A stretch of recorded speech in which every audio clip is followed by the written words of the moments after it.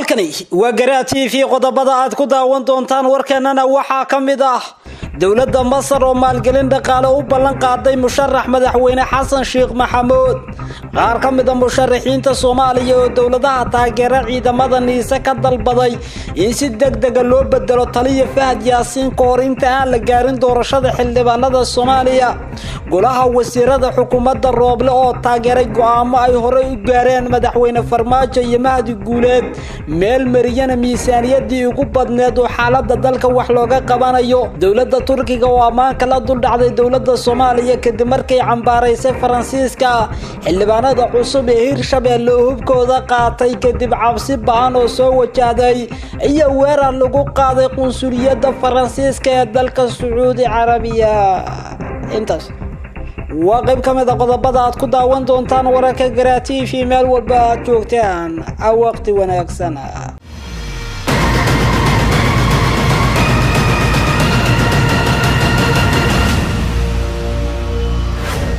كلنتي وعنا ونكسن فضلا داود هدات جوكت حلقي صلاة صوتك واجبك على الدبنا وبالله ونا داود مقال كان كدي مركز سوق واجبك كسارا aynu ka horreynay dawladda Masaarida ayaa maalgelin dhaqaale u ballan qaaday musharax madaxweyne Xasan Sheekh Maxamuud dawladda Masar ayaa waxa ay bilowday olole siyaasadeed oo aad u weyn oo ay ku doonayso inay Soomaaliya faragelin ay ku samayso doorashadeeda madaxweynihii hore ee Soomaaliya Xasan Sheekh Maxamuud oo dhawaan gaaray wadanka Masar ayaa la sheegay in la dejiyo hotel qaas ah iyadoo amnigiisa ay ilaalinayaan ciidamada dawladda Masar isla markaasna halkaasi uu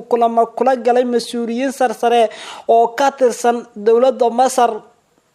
wadahadallada dhaxmaray Xasan Sheekh Maxamuud iyo dawladda Masaarida mas'uuliyiinta ka socda ayaa inta badan wax laga ogeyn balse waxay arintu ku soo aadaysaa ayada oo dawladda federaalka Soomaaliya iyo Masar aysan mudooyinkii dhameeyay xiriirkoodu wanaagsaneyn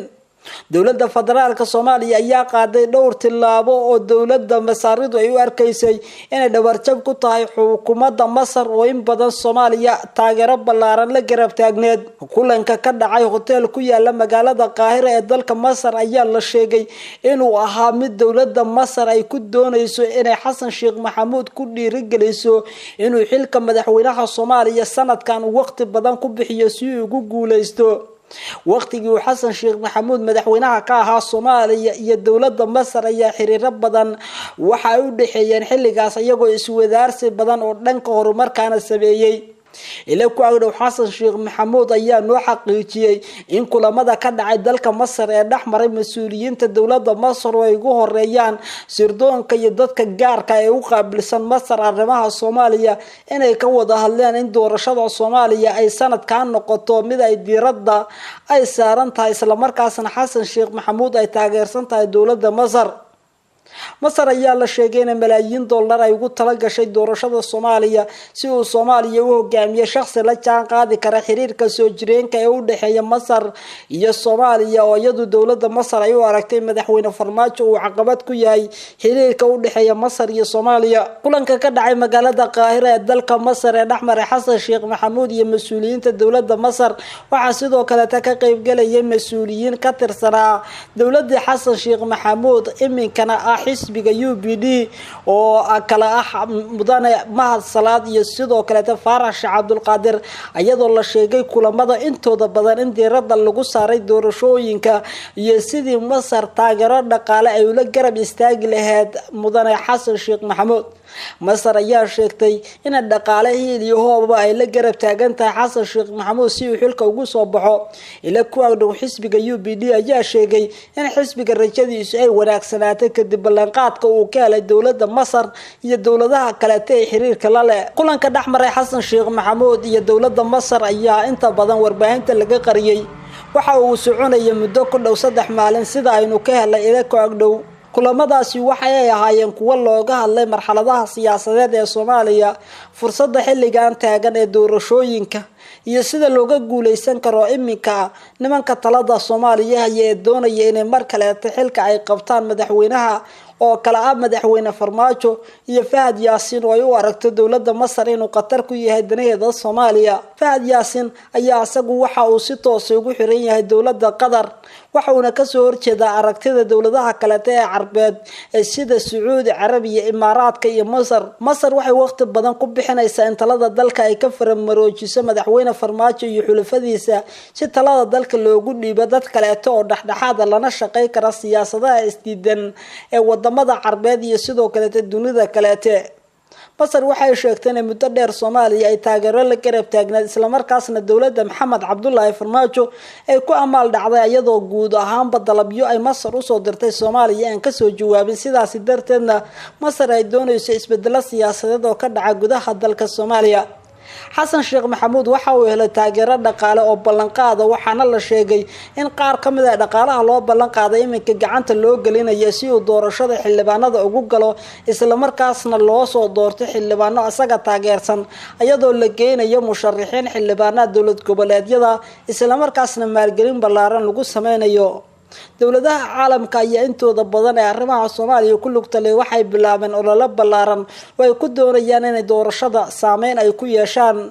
dawladaha Masar iyo wadamada kale ee qaliijka ayaana si weyn uga dhex muuqda ololaha Soomaaliya xilligan ka soconaya. inkastoo Imaaraadka Carabta ay taageersanayeen musharaxiin kale haddana Masar oo saaxiib la ah xasan sheekh maxamuud waxay u aragtaa inuu fursad weyn u yahay inuu Soomaaliya mar kale hogaamiyo maadaama muddadii uu madaxweynaha ka ahaa Soomaaliya uu ku hogaamiyay siyaasad aan ahayn mid cakiran isla markaasna siyaasadiisu ay ahayd mid furfuran oo wadamada oo dhan la jaan qaadi kartay. qaar ka mid ah musharaxiinta madaxweynaha Soomaaliya ayaa dawladaha taageera ciidamada niisa ka dalbaday in si degdeg ah loo bedelo taliye Fahad Yaasin ka hor inta aan la gaarin doorashada xildhibaanada golaha shacabka iyo sidoo kale aqalka sare. waxaa soo kordhay walaaca ay ka qabaan musharaxiinta u taagan xilka madaxweynaha Soomaaliya ee sanadka 2021 boob siyaasadeed iyo sidoo kale mid wax isdabamarin oo ka dhaca doorashada xildhibaanada baarlamaanka Soomaaliya ee ka dhacaya maamul goboleedyada iyo gudaha magaalada Muqdisho iyadoo la adeegsanayo awoodda dawladda. qaar ka mid ah musharaxiinta u taagan xilka madaxweynaha Soomaaliya ayaa la sheegay inay warqad wadajir u qoreen dawladaha daneeya arrimaha Soomaaliya gaar ahaan kuwa taageerada ballaaran ku bixiyay ciidamada niisa iyagoo dalbaday in ciidamadaasi laga bedelo Fahad Yaasin gacantana loo geliyo shakhsi kale oo dhaxdhaxaad isla markaasna gudanaya waajibaadka loo sameeyay ciidamadaasi ah sugitaanka amniga iyadoo laga ilaalinayo inay ku dhaxmilmaan howlaha doorashooyinka iyo wax isdabamarin iyo musuqmaasuq ka dhaca doorashooyinka xildhibaanada baarlamaanka Soomaaliya. sidoo kale musharaxiinta ayaa la sheegay inay si gaar ah ay u sheegeen in loola socdo dhaqdhaqaaqyada uu Fahad Yaasin ka sameynayo dawlad goboleedyada Koonfur Galbeed, Galmudug iyo Hirshabeelle iyagoo sidoo kale ka dalbaday dawladaha taageera ciidamada niisa inay la xisaabtamaan haddii dhaqaalaha iyo maalgelinta ay ku sameeyaan ciidamadaas loo isticmaalo qaab kale oo qaldan iyadoo loo adeegsanayo awood dawladeed mucaaradkana lagu cuburinayo laguna soo saarayo shakhsiyaad taageersan fila Soomaaliya lagana hortagayo inay doorashadu noqoto mid daahfuran. mas-uuliyiintan u tartamaya xilka madaxweynaha Soomaaliya ayaa la sheegay inay warqad furan u direen dawladaha taageera ciidamada nabadgelyada waxaana ugu weynaa ciidamadaas kuwa niisa ee uu hogaamiyo Fahad Yaasin. sidoo kale waxaa la sheegay in lagu lifaaqay warqada ay musharaxiinta qoreen inay ka cabanayaan ciidamada lagu magacaabo Haram Cad oo kamid ah booliska Soomaaliyeed kuwaas oo la sheegay in muddooyinkii dhameeta ay noqdeen ciidamo u tababaran in si gaar ah loogu beegsado aragtida ka soo horjeeda fila Soomaaliya gaar ahaan doorashooyinka oo lagu cuburinayo iyadoo la geynayo meel kasta ay dawladdu u baahan tahay. ciidamada Haram Cad oo ka tirsan booliska Soomaaliyeed ayaa la sheegay inay musharaxiintu si gaar ah ayagana u codsadeen in arintooda dib u eegis lagu sameeyo iyadoo la qaadayo shuruucda iyo tillaabooyinka loo baahan yahay si ciidamadaas ay u noqdaan kuwa guta waajibkooda qaranka ee ah sugitaanka amniga iyo ilaalinta ammaanada dadweynaha lagana hortagayo in ciidamadaas loo isticmaalo dana shakhsiyadeed iyadoo la jabinayo shuruucda dalka u taala. cabashadan ay muujiyeen musharaxiinta u taagan xilka madaxweynaha Soomaaliya ee dowladaha taageera ciidamada amniga sida NISA iyo Haram Cad loo gudbiyay ayaa waxa ay yihiin kuwo muhiim u ah xilliga doorashooyinka waxayna u arkaan in haddii ciidamada NISA iyo kuwa Haram Cad ay sii shaqeeyaan iyadoo ay hogaamiyaan Fahad Yaasiin iyo sidoo kale taliyaasha kale ka hoos shaqeeyeen doorashadu ay noqon karto mid daafurnayn musharaxiinta dalbaday in isbedel lagu sameeyo taliska ciidamada NISA iyo kuwa Haram Cad ayaa waxa ku jira madaxweynayaashii horeete mas'uuliyiinta ugu sareeya xisbiyada qaarkood ee daneynaya xilka madaxweynaha oo tartamaan iyo xisbiga wadajir ee Cabdiraxmaan Cabdishakuur Warsame waxaana la sheegay inay u arkaan in ciidamada amniga iyo siyaasadda la kala ilaaliyo kala ilaalinta ciidamada amniga iyo siyaasadda ayaa la sheegay in warqadda lagu sheegay inay tahay mid muhiim ah tiirarka institutionka ama hay'adaha dawladana ay u tahay lagaba maarmaan waxay u arkaan mas'uuliyiinta u tartamaya xilka madaxweynaha Soomaaliya in ciidamada amniga hadday ku dhex milmaan doorashooyinka inay taasi sababi karto qalalaasa siyaasadeed oo guud ahaanba dalka saameeya cabashadan ay musharaxiinta madaxweynaha Soomaaliya qaarkood u gudbiyeen dowladaha taageera ciidamada Soomaaliya gaar ahaan NISA iyo Haram Cad ayaa la ogeyn sida looga jawaabi doono dhawaanahanba waxa soo baxaysay in Fahad Yaasiin xilka laga qaadayo balse arinta ayaa sii kordhisay cabashada kadib markii uu Fahad Yaasiin si xoogan faragelin ugu sameeyay doorashada Hirshabelle lana sheegay inuu doonayo in xildhibaanada baarlamaanka Soomaaliya doorashadoodana uu gacan bir ku qabto si ay u soo baxaan xildhibaano mar kale doorta madaxweyne Farmaajo golaha wasiirada xukuumadda Roble ayaa taageeray go'aamo ay hore u gaareen madaxweyne Farmaajo iyo Mahdi Guuleed meel mariyana miisaaniyadii ugu badneed oo xaaladda wadanka wax looga qabanayo golaha wasiirada xukuumadda Soomaaliya oo shir ku yeeshay magaalada Muqdisho ayaa isla waafaqay go'aamiyana inay sharci ahaayeen go'aamadii ka soo baxay wasiiradii xukuumadda xilgaarsiinta ee uu hogaaminayay Mahdi Guuleed lana sheegay inuu madaxweyne Farmaajo door weyn ku lahaa shirka golaha wasiirada waxa sharci laga dhigay tilaabo walba oo ay qaaday xukuumadii xilgaarsiinta ee mudane Mahdi Guuleed uu hogaaminayay kadib ceyrintii mudane Xasan Cali Kheyre waxaana hoosta laga xariiqay in shuruucdaas iyo go'aamadaas ay sidaas u dhaqan galayaan shirka golaha wasiirada xukuumadda Soomaaliya ayaa sidoo kale waxa lagu meel mariyay miisaaniyadii ugu badneed ee loogu talagalay howlaha dalka in wax looga qabto miisaaniyada guud ee sanadka 2021 ayaa dhan 671.8 milyan oo loo qaybshay saddex qaybood oo kala ah dakhliga gudaha oo dhan 260.1 milyan iyo sidoo kale kabka miisaaniyada oo noqonaya 9 milyan halka ay mashaariicduna yihiin 240.8 milyan oo loogu talagalay mashaariicda dalka laga fulinayo miisaaniyadan ayaa diiradda waxa lagu saarayaa fulinta qorshooyinka qaranka waxaana loo qoodeeyay dhanka horumarinta isla markaasna oo dhan 38 milyan lacagtaas ayaana lagu bixin doonaa arrimo la xiriira miisaaniyada ay diiraddu saarayso fulinta qorshooyinka oo la doonayo in dhanka horumarka diiradda lagu saaro waxyaabaha sida gaarka lacagtaasi loogu bixinayo waxa kamid ah caafimaadka waxbarashada ka hortagga fatahaadaha iyo sidoo kale cadaaladda iyo garsoorka iyo dib u dhiska wadooyinka iyo dastuurka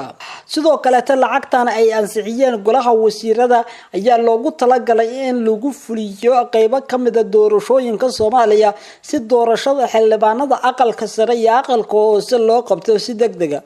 shirka golaha wasiirada uu shir gudoominayay mudane Maxamed Xuseen Roble waxay isku raaceen in dhamaanba sida ugu dhaqsiyaha badan loo fuliyo howlaha dawladnimo ee dalku iminka u baahan yahay isla markaasna lagu dhaqmo miisaaniyada iyo go'aamada ka soo baxay golaha wasiirada qaranka mudane Maxamed Xuseen Roble ayaa golaha wasiirada kula dardaarmay in la guto waajibaadka saaran isla markaasna la adkeeyo sidii horumarka dalka iyo qabsoomida doorashooyinka loo sameey lahaa golaha wasiirada xukuumadda Roble ayaa sidoo kale waxay diiradda saareen sidii ammaanka wadanka loo adkay lahaa maadaama lagu guda jiro xilligii u diyaar garowga doorashooyinka oo ah mid muhiim ah dawladda Turkiga ayaa ammaanka la dul dhacday Soomaaliya kadib markii madaxtooyada Soomaaliya ay si weyn u cambaaraysay dawladda Faransiiska oo u gaftay nabigeena calayhi salaatu wasalaam dowladda Turkiga waxa la sheegay inay dhabaal degdeg ah u soo dirtay filla Soomaaliya iyadoo ugu tahaniyeysay sida ay go'aanka uga qaadatay dowladda Faransiiska warqad ka soo baxday wasaaradda arrimaha dibadda ayaa la soo gaarsiiyay dowladda federaalka Soomaaliya waxaana si toos ah arintaasi gacanta loogu galiyay ra'iisul wasaaraha dowladda federaalka Soomaaliya mudane Maxamed Xuseen Roble oo la sheegay in dowladda Turkiga ay ku garab taagan tahay Soomaaliya tilaabada wanaagsan ay qaadatay ra'iisul wasaaraha xukuumadda Soomaaliya ayaa dambaalkan waxa soo gaarsiiyay safiirka dowladda Turkiga u fadhiya Soomaaliya Danjire Maxamed Yilmaz oo magaalada Muqdisho kulan kula qaatay kulanka uu la qaatay ra'iisul wasaare Roble safiirka dowladda Turkiga u fadhiya Soomaaliya ayaa waxa uu ahaa mid isxog wareysi iyadoo Turkigana uu soo gaarsiiyay Soomaaliya dambaalka taaniyada ee madaxweyne Erdogan iyo dowladdiisa ay soo direen Soomaaliya ee lagu muujiyay sida dowladda Soomaaliya ay muhiimka ugu tahay inay garab istaagto Turkiga isla markaasna ay ka soo horjeesato dowladda qallafsan ee uu hogaaminayo madaxweynaha dalka Faransiiska Emmanuel Macron ee u gaftay diinteena iyo sidoo kale nabigeena Maxamed calayhi salaatu wasalaam xukuumadda mudane Maxamed Xuseen Roble ayay sidoo kale dowladda Turkiga kala hadashay sidii loo sii joogtay lahaa howlaha u dhaxeeya Soomaaliya iyo Turkiga tababaritaanka ciidamada ayaa door weyn ay ku leedahay dowladda Turkiga waxayna sheegtay inay sii wadi doonto dadaalada ay ku taageerayso ciidamada qaranka kulanka sidoo kale waxaa diiradda lagu saaray in dowladda Turkiga iyo Soomaaliya ay sii wadaan xiriirkooda joogtada ee walaaltinimo iyadoo laga faa'iideysanayo waqtiyada iyo marxaladda la joogo meeshana laga saarayo in hoos u dhac uu ku yimaado xiriirka u dhaxeeya Soomaaliya iyo sidoo kale Turkiga xilliga doorashooyinka kulanka dhaxmaray dowladda federaalka Soomaaliya iyo dowladda Turkiga ayaa sidoo kale la iskaga xog wareystay xaaladii ugu dambeysay ee Soomaaliya sida doorashooyinka ammaanka iyo sidii iskaashi buuxa loo sameey lahaa si looga hortago wax walba oo liddi ku ah ammaanka iyo horumarka Soomaaliya xildhibaanada cusub ee baarlamaanka Hirshabelle ayaa hubkooda qaatay kadib markii soo wajahday cabsi xooggan deegaanada Hirshabelle ayaa intooda badan ammaanka laga dayrinaya waxayna taasi sababtay in xildhibaanada cusub ee dhawaan la soo magacaabay ay si toos ah isku hubeeyaan iyagoo samaysanaya ciidamo u gaar ah la ku agdhow xildhibaanada la soo doortay iyo madaxtooyada Hirshabelle ayaa noo xaqiijiyay in xildhibaanka seeto uu sameystay ciidamo u gaar ah si uu uga hortago in naftadiisa wax la soo gaarsiiyo amnigiisana la waxyeeleeyo maadaama ammaanka guud ee Hirshabelle uu sa wanaagsanayn xildhibaanada la doortay waxa la sheegay in ninkiiba uu 10 askari oo gaar ah u diyaarsaday si uu amnigiisa u sugto maadaama aysan jirin ammaan guud oo la isku haleyn karo oo ka jira deegaanada Hirshabelle intooda badan gaar ahaan magaalada Jowhar oo ah caasimadda dowlad goboleedka Hirshabelle xildhibaanada ayaa la sheegay inaysan haysan damaanad qaad iyo sidoo kale cid ammaankooda sugta sidaas darteedna waxa la sheegay inay sameystaan ciidamo u gaar ah si ay ammaankooda u xaqiiqsadaan ila ka tirsan madaxtooyada Hirshabelle ayaa sheegay inaysan madaxtooyadu dabooli karin ammaanka xildhibaanada sidaas darteedna xildhibaanka seeta lagu wargeliyay inuu ammaankiisa ka fakaro qoray dhowl xildhibaan iyo wasiiro ayaa loogu dilay gudaha magaalada Jowhar waxaana arintaasi ay cabsi ku beertay xildhibaanada cusub taas oo sababtay in xildhibaanadu ay durbadiiba sameystaan ilaalo u gaar ah iyagoo meelaha ay degan yihiin xirtay si aan amnigooda loo qalqalgelin isla markaasna loo soo weerarin Hirshabelle ayaa intii Maxamed Cabdi Waare hogaaminayay waxay la daalaadhacaysay amni darro baahsan iyadoo wadada u dhaxaysa Muqdisho iyo Jowharna la mari waayay oo ay go'doon noqotay lama oga sida loo maareyn doono ammaanka Hirshabelle ee doorashooyinku ay ka dhacayaan balse mas'uuliyiinta maamulka Hirshabelle ayaa sheegaya in loo baahan yahay in dowladda Soomaaliya ay faragelin ku sameyso ammaanka magaalada Jowhar iyo guud ahaanba deegaanada Hirshabelle si wax looga qabto dilalka iyo sidoo kale weerarada al-shabaab Hirshabelle ayaa waxay ku taalaa meel istiraatiiji ah oo inta badan wax soo saarkoodu wanaagsan yahay balse taasi dadku kama ay faa'iideystaan oo ciidamadeedu mushaar ma helaan isla markaasna ma jirto cid si gaar ah uga taageertay Hirshabelle dhismaha ciidamada iyo sugitaanka amniga sidaasi waxa sheegay mid ka mid ah xildhibaanada cusub oo la hadalay ugu dambeyntiina weerar xooggan ayaa lagu qaaday qunsuliyadda Faransiiska ee dowladda Sacuudi Carabiya waxaana korortay xiisada u dhaxaysa muslimiinta iyo dowladda Faransiiska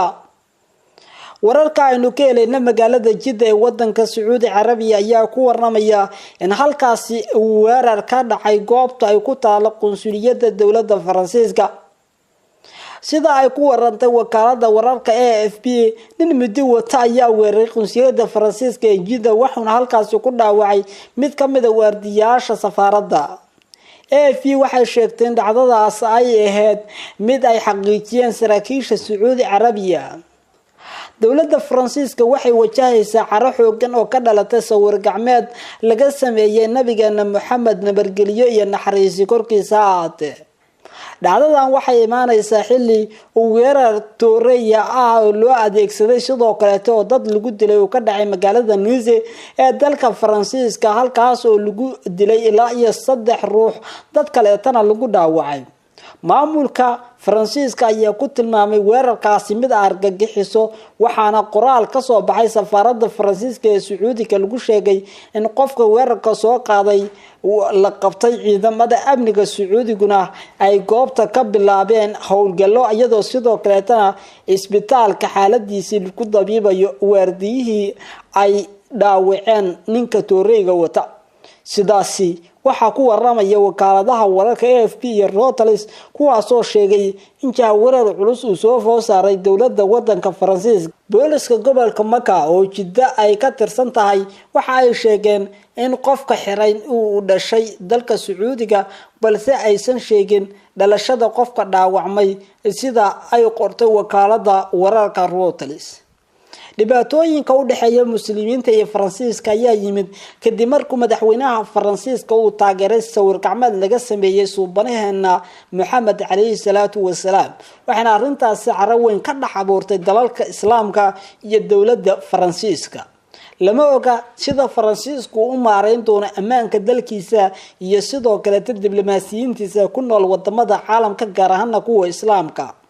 dawladaha caalamka ayaana si weyn uga cabsanaya in goobaha ay ku sugan yihiin Faransiisiyiintu la weeraro maadaama ay jiraan muslimiin aad u careysan oo ka careysan tilaabada uu qaaday madaxweynaha dalka Faransa Emmanuel Macron